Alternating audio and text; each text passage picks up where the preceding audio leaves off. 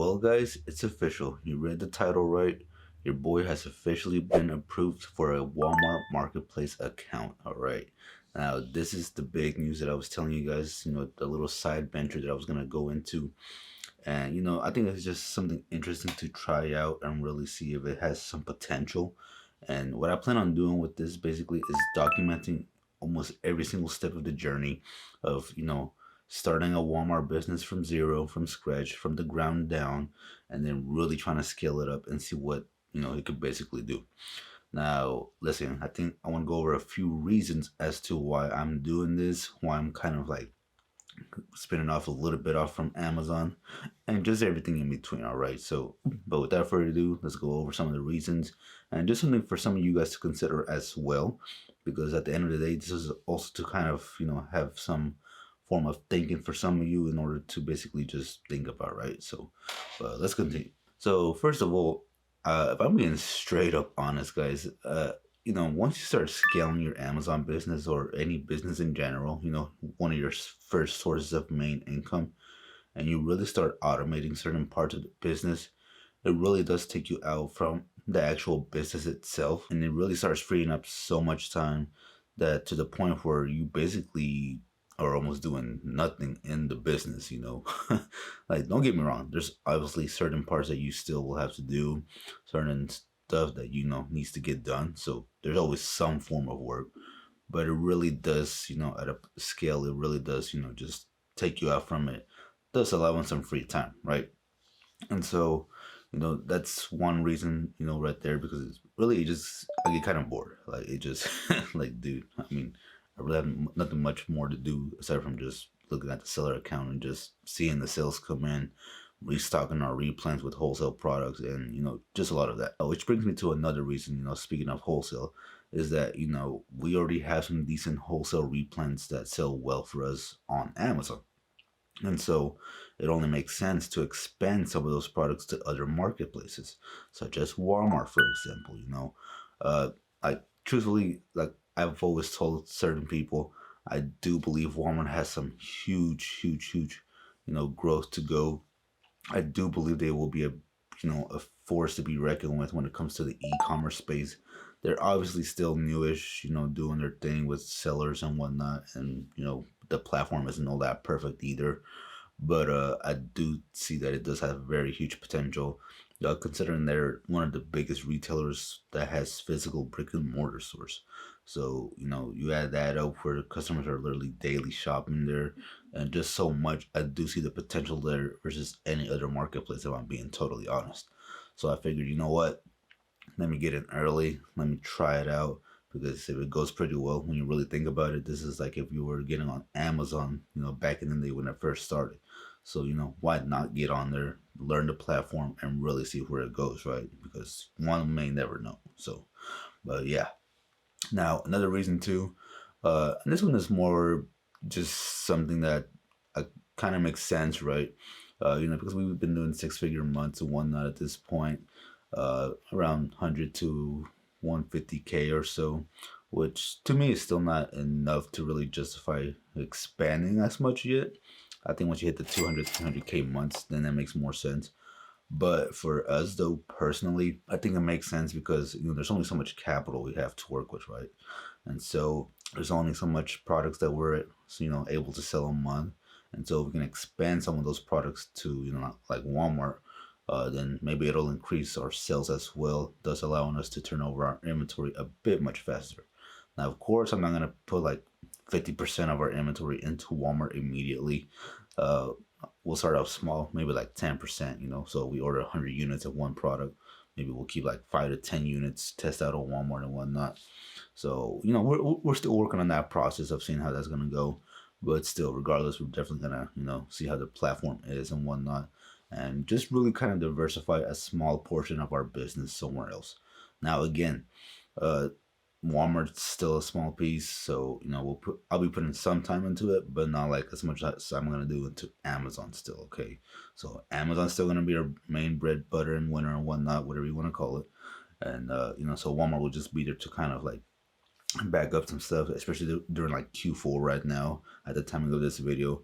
We're definitely gonna just see how it goes because we'll really see how the platform is during Q4, and then just proceed with that going forward, right? So yeah, so we'll see. Now another reason too, and I think it's something that a lot of people should be open to, but not too early as well. And that's just diversifying a bit when it comes to your incomes, right? Uh, and I'm a big proponent of going all in on one main source of income. So, which is something I've been doing up to this point, to be honest. But after seeing a few wholesaler dudes get their accounts taken recently, I don't know if it's permanently yet. Still waiting on updates from some of those guys. I did speak to a few of them, got some of their tips and whatnot, and they really did advise me to kind of do this anyways. Which makes sense, right? Because when you're doing high numbers like this and really starting to scale and grow, you kind of increase that risk, right? And so with increased risk, that means you probably should diversify just a tiny bit somewhere else.